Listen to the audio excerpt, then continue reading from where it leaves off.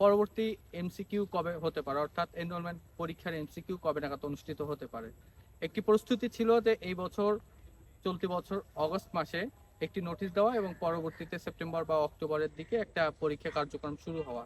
কিন্তু যেহেতু প্রশাসন চেঞ্জ হয়েছে এবং এনরোলমেন্ট কমিটির মধ্যে পরিবর্তন এসেছে, সেহেতু এই পরীক্ষা নিয়ে একটি অনিশ্চয়তা তৈরি হয়েছে। এই অনিশ্চয়তা আসলে কতদিনে কাটবে এটা বলা এখনই খুব কঠিন, এবং কবে নাগাদ সম্ভাব্য পরীক্ষা হতে পারে বা কোন মাসে হতে পারে তাও কিন্তু অনুমান করাটা কঠিন। সুতরাং এই সময়ের মধ্যে আমি বলবো আপনারা হতাশ হবেন না, ভেঙে পড়বেন না। আপনারা আপনাদের নিয়মিত যে পড়াশোনাটি রয়েছে, আগামী মাসে পরীক্ষা হতে পারে এইভাবেও মনে করে আপনারা পড়াশোনা করতে পারেন।